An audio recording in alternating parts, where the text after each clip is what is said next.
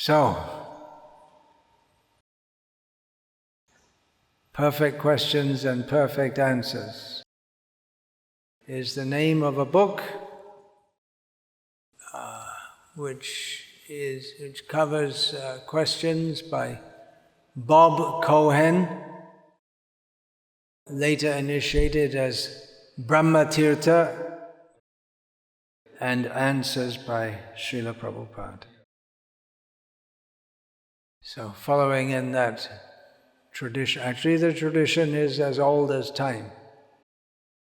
We find even in the beginning of the creation, we find in the second canto of Bhagwatam, Narada is asking Brahma, what is the essence of his question to Brahma? Can anyone remember?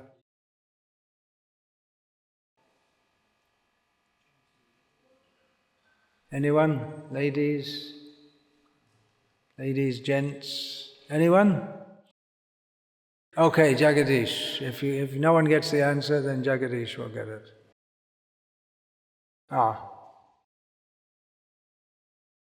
Narada asked, is it you, the only creator, or is there anyone above you? Is there but it seems, yes, correct. Say it. It seems to me, according to my pratyaksha, my direct perception, that there's no one superior to you in the universe, as you created it. But by anuman, by deduction, I can imagine there is someone greater than you because I see you meditating. And in reply, Brahma gave the shastric, shabda, ultimate solution that yes, above me there is Narayana, the Supreme Personality of Godhead. And the whole Srimad Bhagwatam is based on questions and answers, beginning, well, in the order of the Bhagavatam, it begins with Shonaka to Sutta. But in the chronology of the Bhagavatam, it's Parikshit to Shukadev. And there are so many others within that. Devahuti to Kapila, Prachina Barhi to Narad, Vasudev to Narad. So many. So following in that tradition, we shall take some questions and I will give answers yatha shuta yatha matihi, according to what I have heard and according to my realization. Your Holiness, I have a question regarding Vaishnava etiquette. How should devotees properly welcome each other? Is it possible to welcome each other with the words Har Krishna?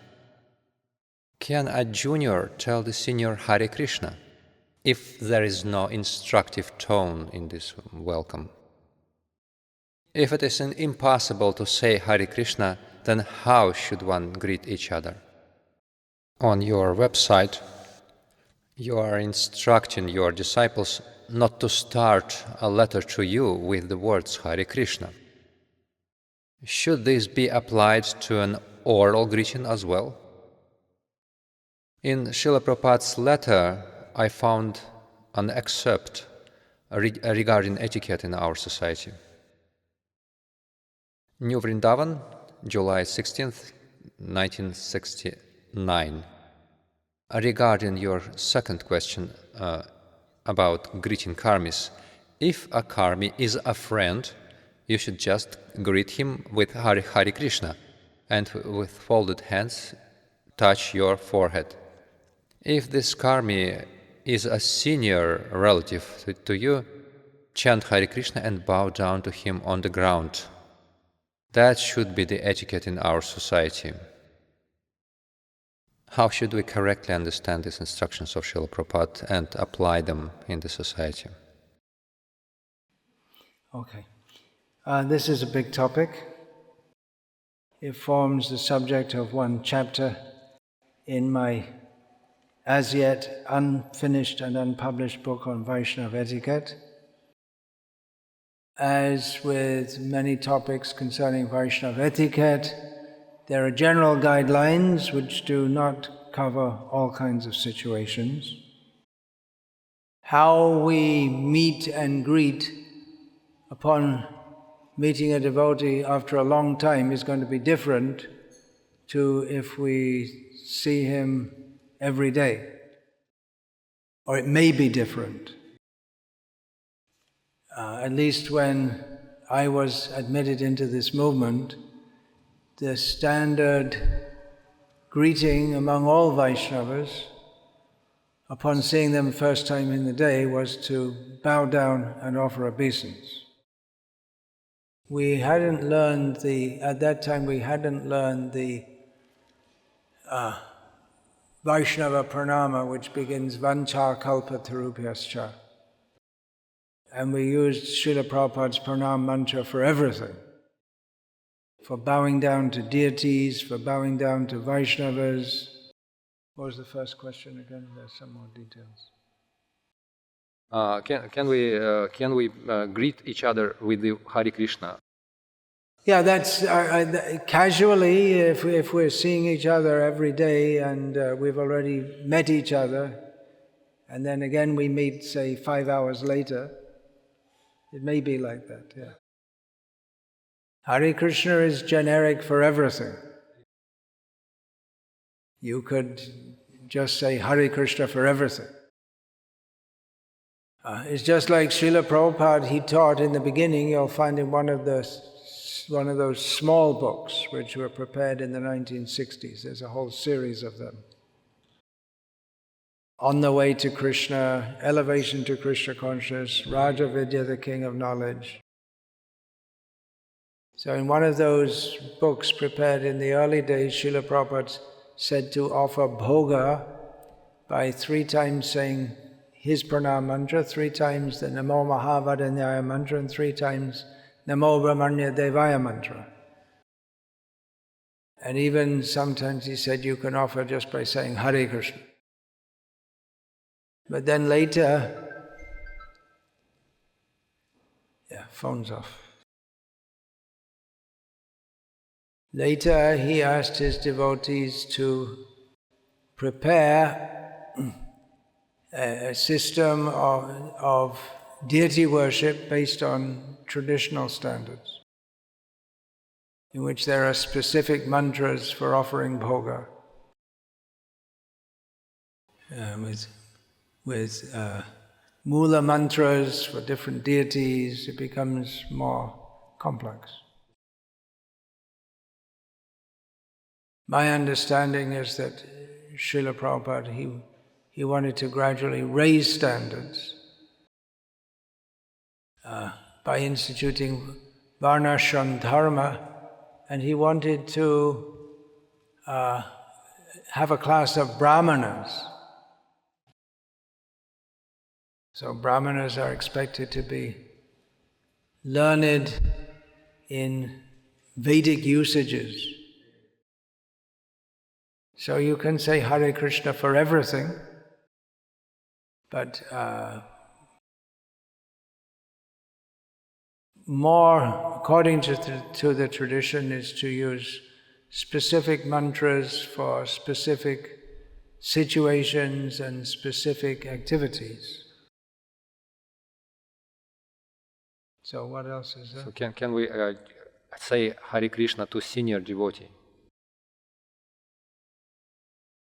You can do, but of course saying Hare Krishna is always auspicious. But it's more...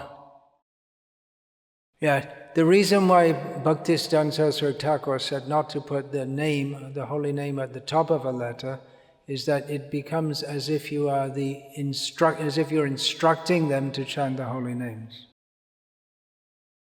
That's if you only write Hare Krishna. But standard is to, the Bhaktisiddhanta Saraswati Thakur would write, Shri Shri Guru Gauranga Jayata. All glories to Shri Shri Guru and Gauranga. Srila Prabhupada he introduced this also. So they're the holy names, but it's offering obeisance to Guru and Gauranga. Though I have seen in other sampradayas, they'll put at the top of a piece of paper or anything, Sri Hari, something like this. Have you seen that in Madhva Sampradaya, when they write something, they'll put at the top, Sri Hari, something like this. For instance, once I was in Sri Rangam, and I was directed to one house to meet one person there. So he wasn't there at his house. His wife was there and a daughter, I guess she was about 14 years old. The mother didn't speak English, so she asked the daughter to give me directions to meet that Vaishnava. So she wrote it on a piece of paper, it's a piece of note paper. And at the top she wrote Sri Hari. Just a little note how to go to such and such place, but the habit was there. Very good practice of always remembering Krishna in all activities. However, Bhaktisiddhanta Saraswati Thakur, he instructed like that. And Srila Prabhupada, you'll find in his books, at the very beginning, the dedication page, at the top is written, all glory to Sri Guru and Sri Gauranga. So it's more appropriate when coming in the presence of a senior Vaishnava to offer respect.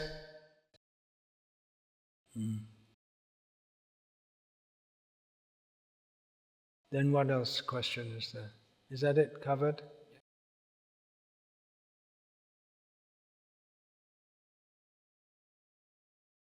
Yeah, that quote, give me that. That's in English?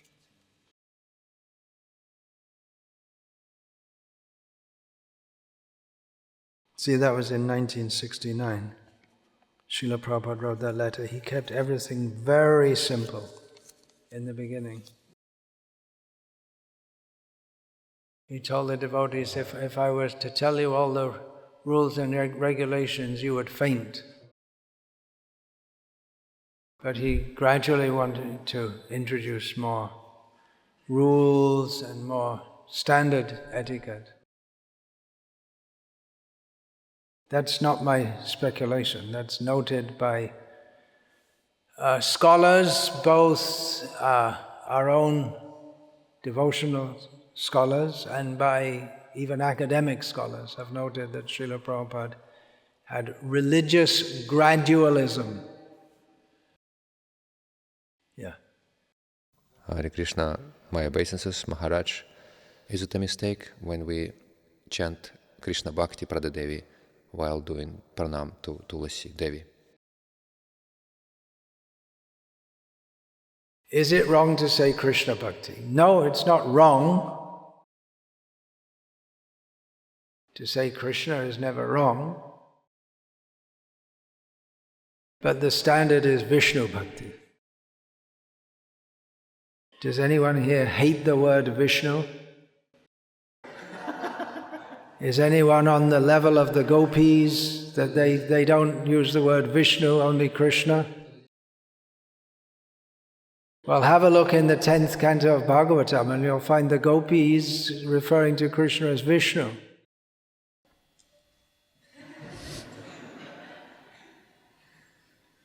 So don't be more of a rasik bhakta than the gopis.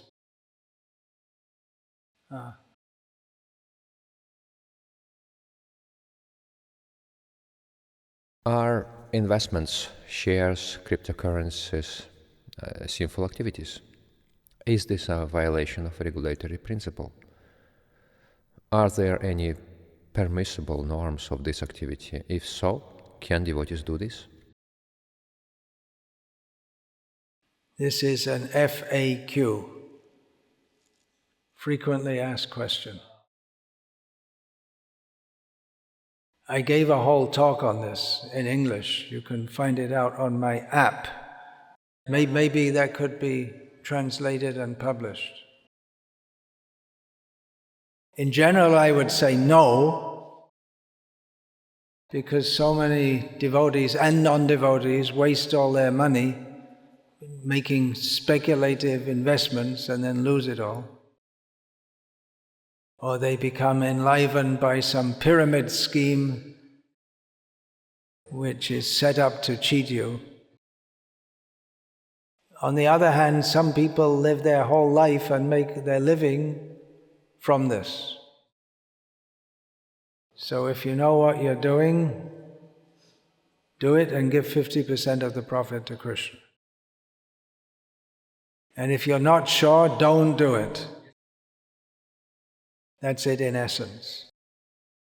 It becomes speculative when you don't know what you're doing.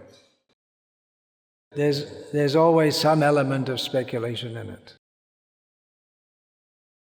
But that's true in every activity. Sahajam karma kaunteya sadosham api na tyajet. Krishna says that in every activity there's some kind of fault, but you shouldn't give up activities necessarily because there is some fault. But in risky activities, you really need to know what you're doing. Just like I was talking with a fireman. So you may think, okay, there's a fire, let me go and fight it, I'll be a hero. But you have to take training. There are electrical fires, chemical fires, and what's the other one? Just regular fires. There are hybrid fires. You have to know how to fight them. There's a science to do it. If you try to fight an electrical fire by water, you'll kill yourself. For instance.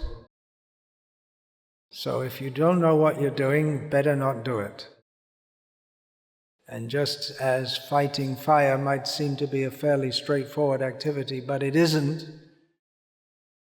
So engaging in stocks and shares and futures and so many other things, there is a science behind it. Do you want to find out that talk I gave on that and get it you could suggest, and then you can translate it and publish it.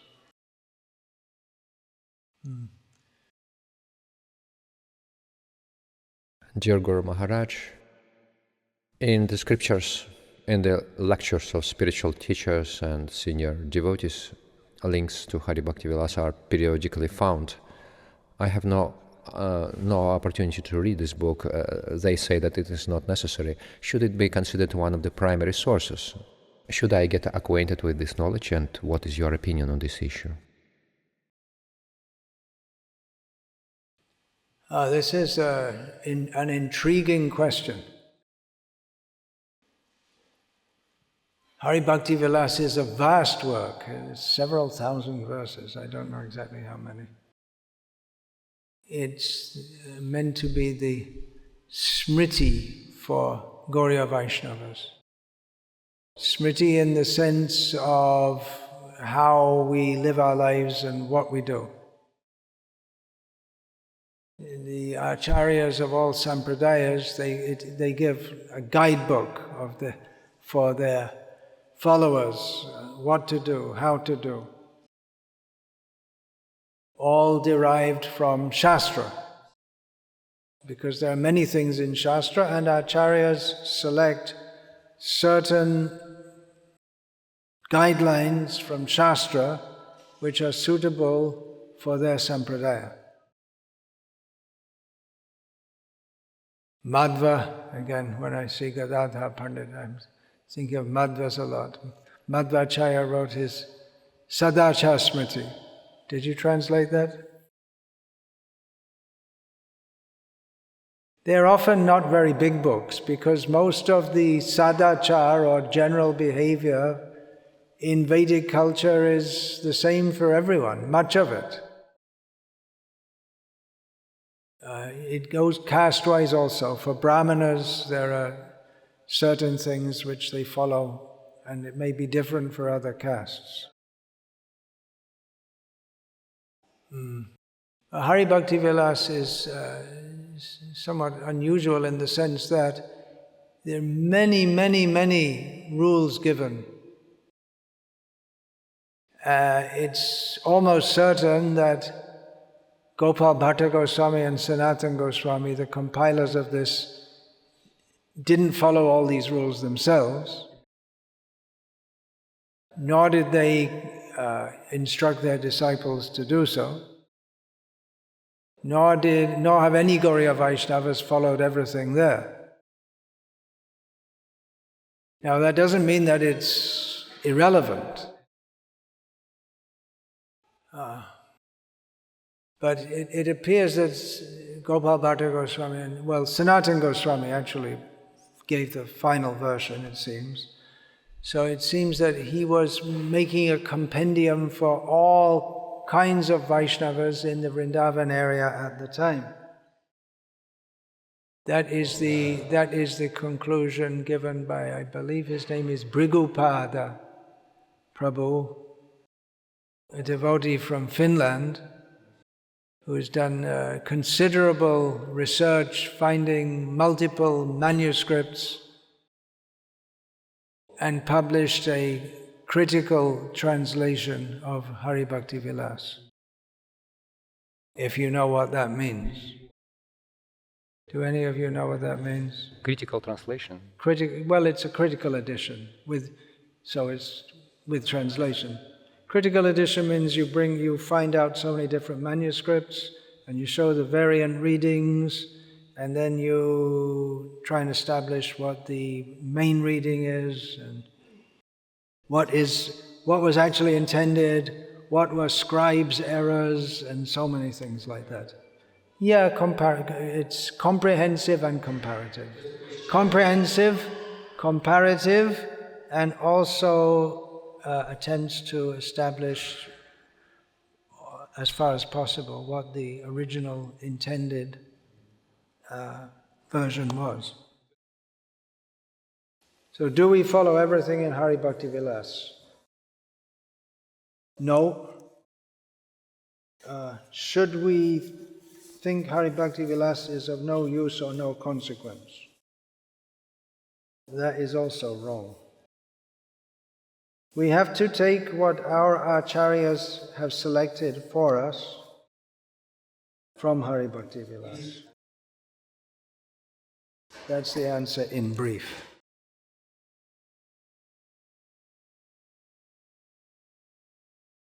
Sometimes I come across to the fact that they say that we are not in ISKCON, explaining this by the fact that we are not following the administrative line of Russian management. At the same time, I feel enthusiasm and great inspiration in spiritual life just by deeply studying Srila Prabhupada's books. Is this inspiration a subtle maya? Is it worth to look for the ways to interact with administrative line of Russian ISKCON? Yeah, I'm in a similar situation.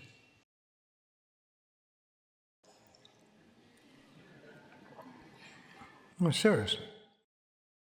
And I think many of my disciples are also. And many, many others also.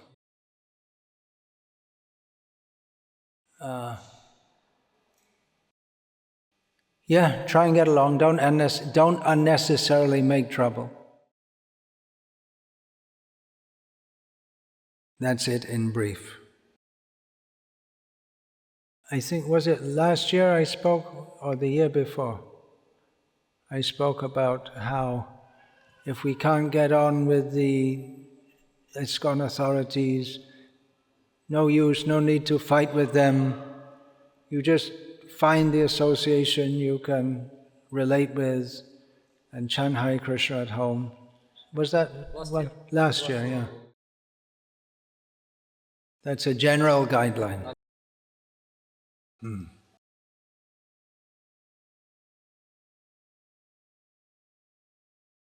Kunti asked Krishna to rid her of her affections, of her attachments. How can we ask Krishna about this if, for example, we have unfulfilled debts to our husband, children, parents? Is it true that it's easier to surrender for the one who is fine in everything? So Kunti, a chaste woman with fulfilled debts towards the relatives, etc., asks Krishna to save her from all attachments to this world. How to surrender to Krishna without having given debts to society? Is such surrender possible? Tyaktva sadharmam charanam buja hare bhajanda pakvo tapatattato yadi yatra kva vad bhadram abhudamud shakim kovarta atam. What's the last word? Bhajatang swadharmata. Translation? Anyone? A devotee of the Lord may forsake all duties in order to serve Mukunda and fall down having done so. But still he is not the loser. On the other hand, someone may fulfill all their duties properly, but if they don't serve Mukunda, then everything is useless. So those are two poles.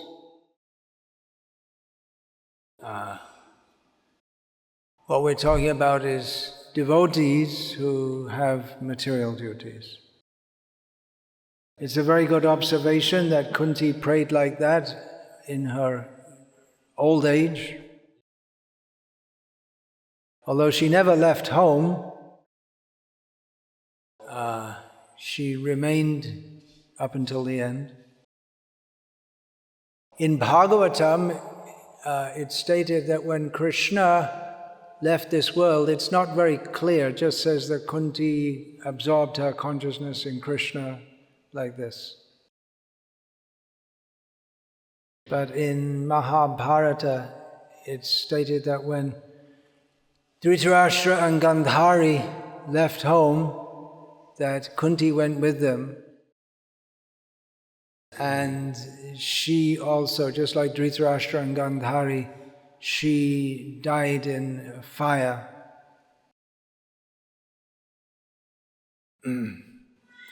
But either way, she stayed at home until the end. And if she did leave, as according to Mahabharata, she did still under the protection of Dhritarashtra, not independently.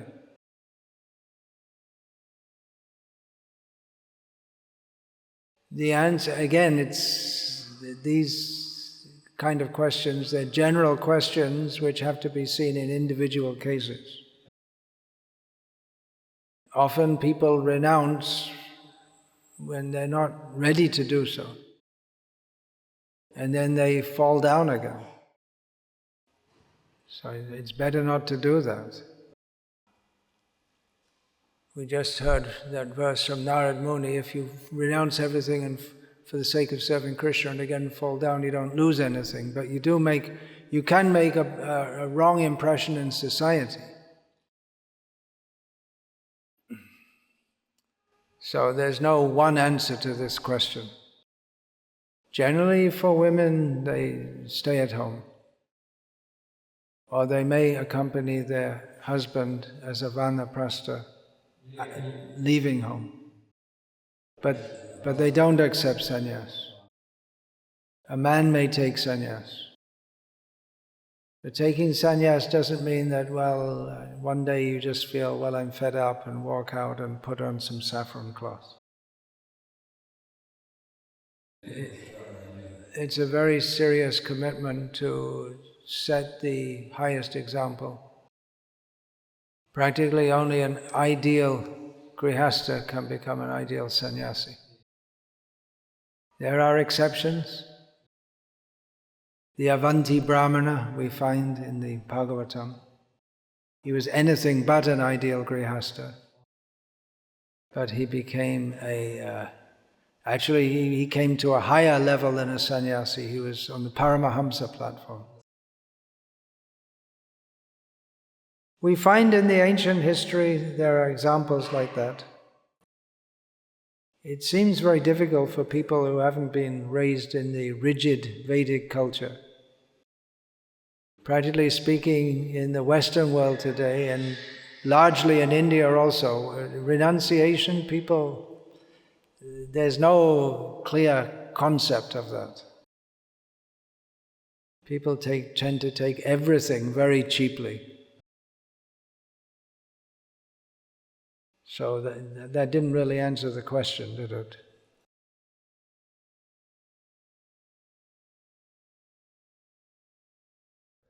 Sometimes the residents of the temple should attend lectures on Srimad Bhagwatam given by very, very young devotees, young and inexperienced.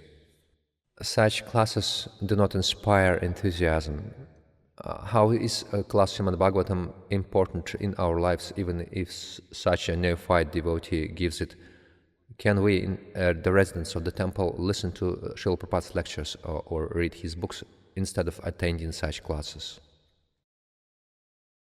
Srila Prabhupada instructed that only the most advanced devotees should speak in the temple. That should be the general standard. First one should hear, absorb, internalize, Shravan Manan Nididhyasanam, before he attempts to instruct others. There may be, for you see,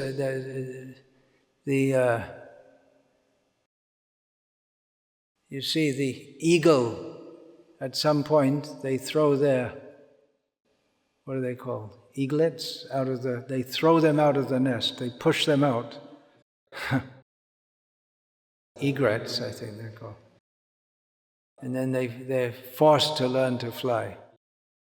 So at some point, if everyone who's being trained as a brahmana, if they're actually being trained as a brahmana, should start to give lectures.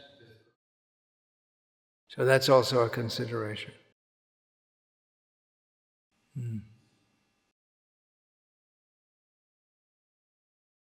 In one case, Srila Prabhupada told a devotee, he said, I'm not satisfied with the classes here. Then Prabhupada said, then you give the classes.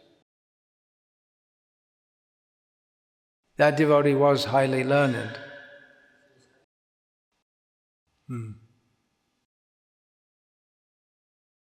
Guru Maharaj, is it possible to eat buckwheat in Ekadashi? We always knew that it is allowed, but there is a lecture recently where Bhaktivedanta Goswami tells his students that buckwheat is grain. Well, according to biological analysis, it is a false grain. It doesn't fall within the taxonomy of grains.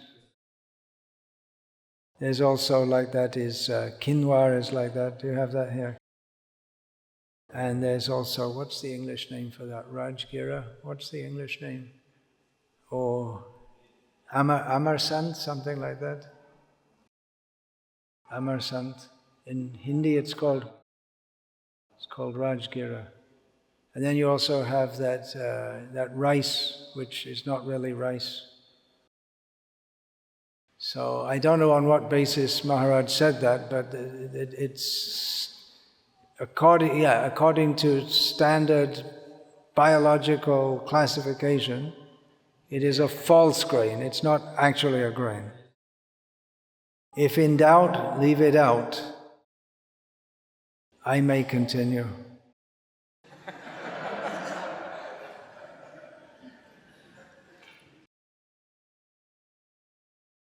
Should the devotees participate in modern wars?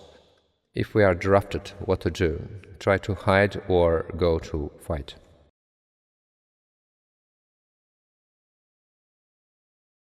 Srila Prabhupada, when he went to America, the American war in Vietnam was going on. And the young people coming to him were all, as well as many other people, were against this war. They didn't like this war. But Srila Prabhupada said that, well, you voted this government, so if the government orders you to go to fight, you should go to fight. Which no one agreed with, actually. No one who came to hear Srila Prabhupada agreed with. But he did arrange for his disciples to legally become exempt from the draft by gaining ministerial status, religious ministerial status.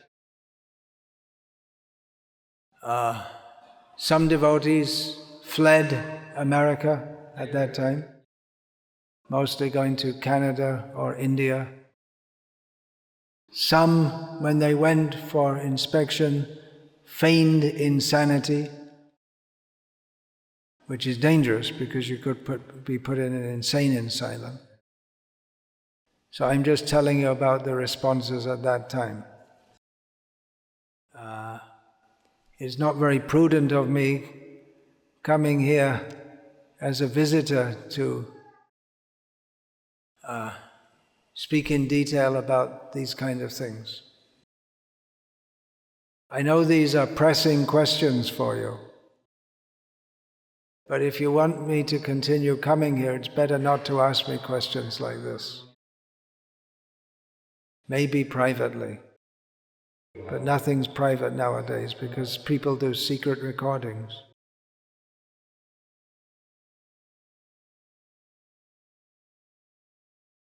What is the fate of a devotee who had been practicing many years but in the end of his life finds himself in the hospital and leaves the body in the conditions where there are neither devotees nor kirtan nor even kantimal on the neck because they remove your kantimal in the hospital?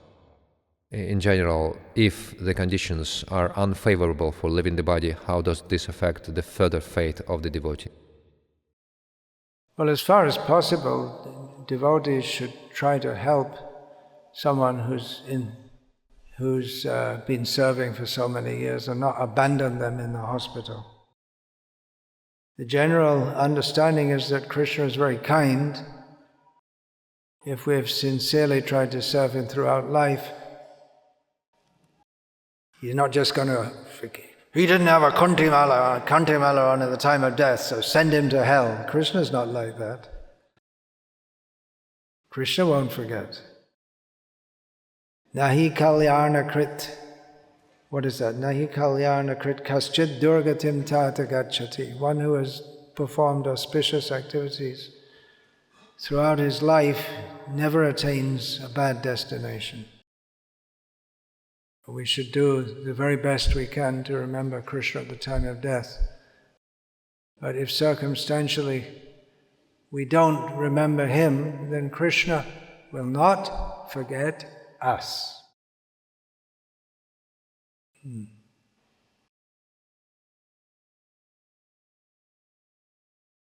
Dear Guru Maharaj, Srila Prabhupada used to say that japa is a conversation with Krishna. The conversation implies a dialogue. That is, Krishna somehow answers. Really, what is the quote where Prabhupada says that? What is the quote where Prabhupada says that chanting japa is talking with Krishna? Could you provide that for context? then I can't say. I'm not familiar with that quote. This, if someone can provide the quote, they can resubmit that question, because we have to know the context. I'm not familiar with that. Generally, I always heard that we're praying to Krishna for service. Talking with Krishna is a very advanced level. So if you can provide a quote of Srila Prabhupada saying that chanting Hare Krishna is talking with Krishna, then I can start to comment on that. Otherwise, I hear so many things quoted, Prabhupada said this, Prabhupada said that, which I'm not familiar with, and sometimes I doubt if Prabhupada actually said that. Your Holiness, is it possible to preach to the people who are under the influence of alcohol, to distribute books to them, to preach philosophy to them during Harinam? How will this affect attitude of other people towards the movement? Drunk people can translate their values during Harinam, for example, in the form of bad language. If you want to preach philosophy to drunkards, it suggests that you yourself haven't recovered from being a drunkard. It's a pretty stupid proposition. If you can sell them a book, all well and good. But even in Russia, at any time, more people are not drunk than drunk, so why not preach to the not drunk? If you can sell them books, very good. Even to the not drunk people, most of the time we just want to give them books. We don't try and convert them on the spot to be pure devotees. As Srila Prabhupada said, you should know for sure there is no better way of preaching than distributing my books.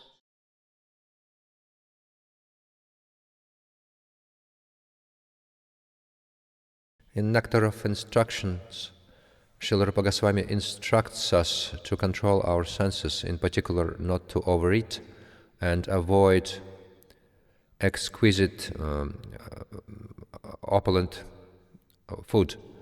In the temple where I live, some time ago, there was a standard not to eat sweets every day. Sometimes we took sweets only once a week during Sunday feasts. However, we know that Srila Prabhupada fed the devotees up to the neck, offering them feasts where devotees were sumptuously fed with halava and other sweets. We also know that devotional service develops a renunciation that comes automatically. The question is, why should we make endeavors to control our senses if everything comes automatically? And in general, is it a problem if we eat sweets every day? Then you become a tantric. You have sex as much as possible, and then you'll get fed up of it. That's the idea. Or that's not tantric. Some tantric school is like that, yeah. Yeah, Srila Prabhupada encouraged devotees in beginning stages to eat. They were on the platform of Annamaya, the first level of consciousness. Later, he stressed that sense control is required. For spiritual advancement, one has to control the senses. So there are different considerations for different people at different stages. Shortly after I was allowed to join this movement, I asked the temple president in London why Srila Prabhupada instituted these huge feasts on Sunday when everyone eats far too much and then they just lie on the floor groaning.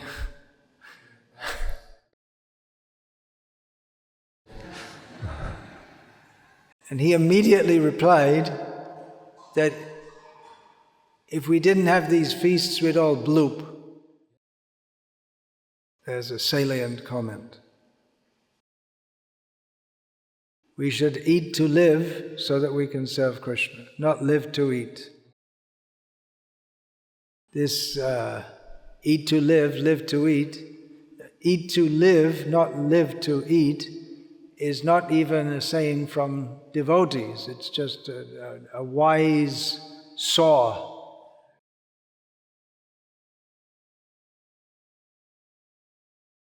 How can a devotee realize in his life the knowledge that Krishna supports all living entities, that regardless of whether we put our endeavors to provide ourselves with everything necessary or not, we still, by the mercy of the Lord, will get food, shelter, clothes, and so on?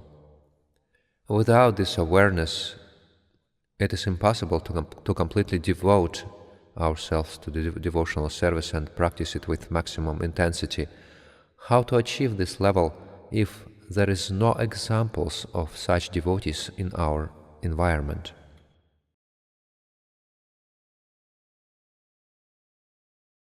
So you become the good example. Pray to Krishna for strength and become the good example. How to get realization? You hear, chant, pray, serve. Realization will come.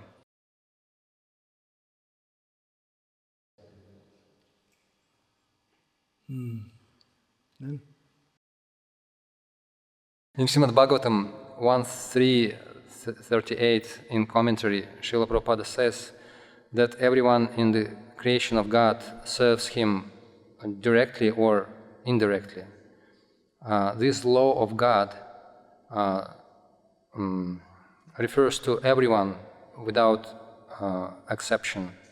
So the one who serves Him, the one who serves God indirectly, under the guidance of illusory representative of the Lord, serves Him without love. Those who directly serve the Lord under the guidance of a loving messenger of the Lord, serve Him with love. So serve the Lord with love. Please explain what does it mean to serve Krishna indirectly. It's pretty straightforward. That means everyone is under the laws of nature. You cannot avoid acting outside the situation which is set up by material nature. We're all within the laws of nature. In the present human body we can't fly in the sky like the residents of Siddhaloka can. We are bound by the laws which govern our present situation. So in that way it's said that we're serving the Lord inasmuch as we are bound by His laws. For further understanding you can see Gita chapter 4 text 11, where the similar statement is there. Ye yata mang prapadyante tangs tathaiva bhajamyaham mamavatmanuvartante manusha partha sarvashaha. Krishna says, as they surrender unto me, I reciprocate accordingly. Everyone is on my path in all respects.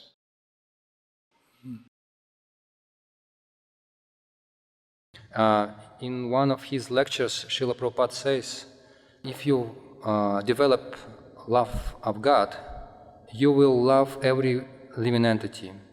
And at the same time, in his books, he emphasizes that the love is meant only for Krishna. So, when we love other living entities, we develop attachment towards them and forget about Krishna. What happened with Maharaja Bharata. So how properly express our love to Krishna and to living entities um, in such a way so that it will not bound us in material world and will not lead to offenses to the living entities. Statements have to be understood contextually sometimes. Srila Prabhupada says that love is meant only for Krishna. That is in the context that Krishna should be the central focus of our love. If we love Krishna, we automatically love all living beings. Just like if you love the Father, then that love is complete if you also love all His children. Because you love the Father, then you love the children because they are in relation to Him.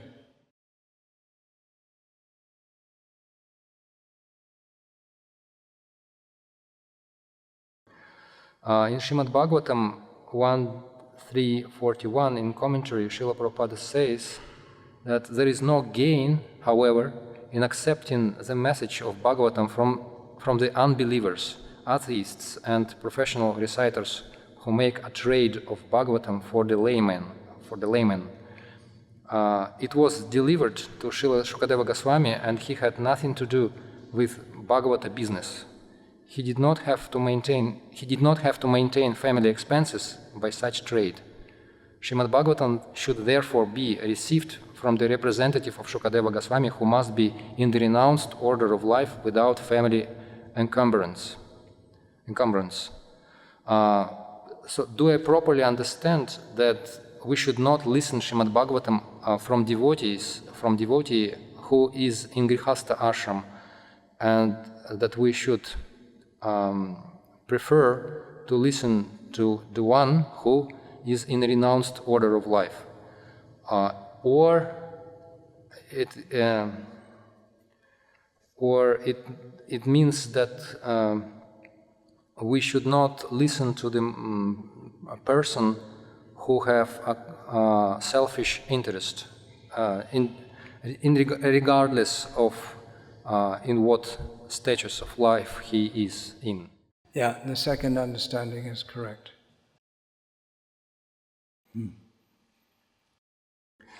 In Bhagavad Gita 2.4, in commentary, Srila Prabhupada says that respectable superiors like Bhishma and grandfather and Dronacharya, Bhishma the grandfather and Dronacharya the teacher, are always worshipable. Even if they attack, they should not be counterattacked. They should not be counterattacked. It is general etiquette that superiors are not to be offered even a verbal fight. Even if they are sometimes harsh in behavior, they should not be harshly treated. How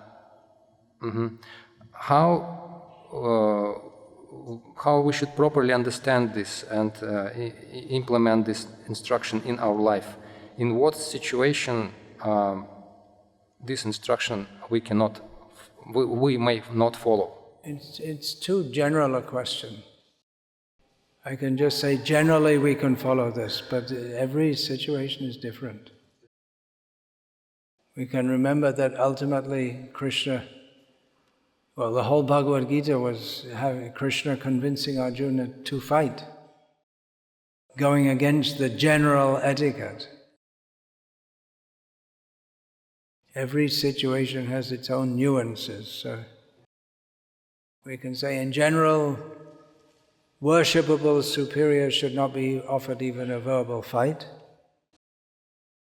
The whole of Mahabharata is full of innumerable what is called dharma sankat, or situations in which if you do something, one thing, you're wrong, and if you do something else, you're wrong.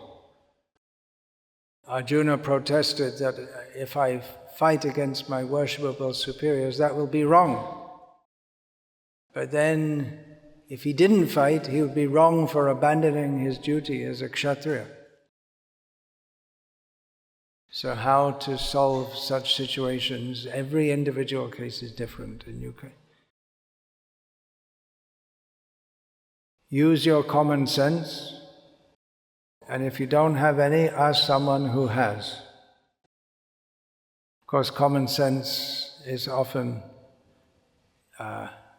wrong also, so it should be on the basis of Guru, Sadhu and Shastra.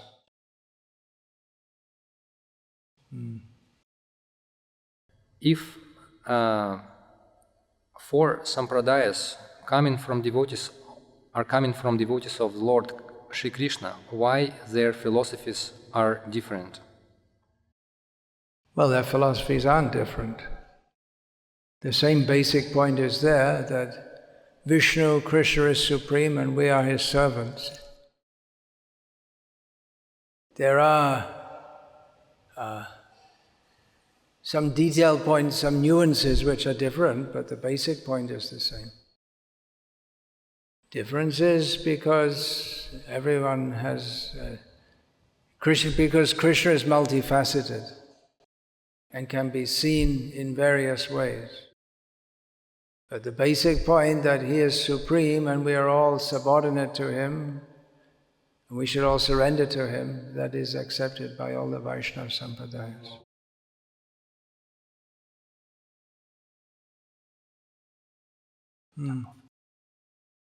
That's one in English? Who's written in English? Our friends from India. Okay, so they get excused from not writing in Russian. So read it in English and then translate it in Russian. If one thinks about Krishna at the time of death, one achieves the abode of Krishna. What about the ones who only know that Krishna is God, but have very little knowledge about Krishna compared to the senior devotees? When would they think at the time of death to achieve the abode of Krishna? What would they think of the time of death, at the time of death, to achieve the abode of Krishna? Ultimately, it's up to Krishna. The general principle is the one who thinks of Krishna at the time of death attains to Krishna. In Srila Prabhupada's translation, he says, one who thinks of me only at the time of death. In the Sanskrit, we have antakale cha mam eva, emphasizing. Mam eva smaran. So if one's consciousness is not fully focused on Krishna, then he won't get the same result as one whose is. What is the verse after that?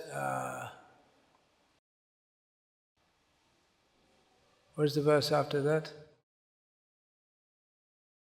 Then Yang Vapi Smaram Bhavam, and then there's one verse in a different meter. What is that? Look at it. Yeah, then after that. Let's look it up. Sarakala, yeah. What are we looking at? Chapter 8. I'm looking for this. Kavim Purana, that comes a few verses later. Kavim Puranam Anushashitaram Manorani Yangsha Manusmaradyaha Savashyadhatharma Chintya Rupam Aditya Varnang Tamasaparastat. So in his translation, Srila Prabhupada writes that one should think of the Supreme Personality of Godhead without deviation. Yeah. In the verse before that, Abhyasa Yoga Yuktena Chetasa Nanyagamina Paramam Purusham Divyam Yati Partanu Chintya. So the emphasis is on remembering Krishna, fully focused. Purusham Paramam Divyam, recognizing him as the Supreme Personality of Godhead.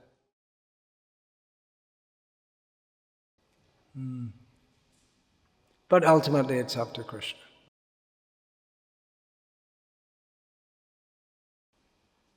All right, we'll finish there for now. This third little question. Okay, go and finish the question. If a father teaches to his child about ancient Vedic civilization... About what? Ancient Vedic civilization from very young age. then the child goes to school and learns about evolution. He will have some conflict in the mind. How this conflict can be solved? Not necessarily. When Srila Prabhupada heard from his British teachers that reincarnation and karma cannot be true because there's no witness to the previous activities, Srila Prabhupada didn't accept what he was told because he was strong enough in his understanding that there is Paramatma as witness. But it's better not to send children to the schools which Srila Prabhupada describes as slaughterhouses. It's the end of the question? All right, that's the end of the session. Thank you very much. Vancha kalpa tarubhyascha kripa sindhubhya evacha patitanam pavanebhyo vaishnavebhyo namo namaha.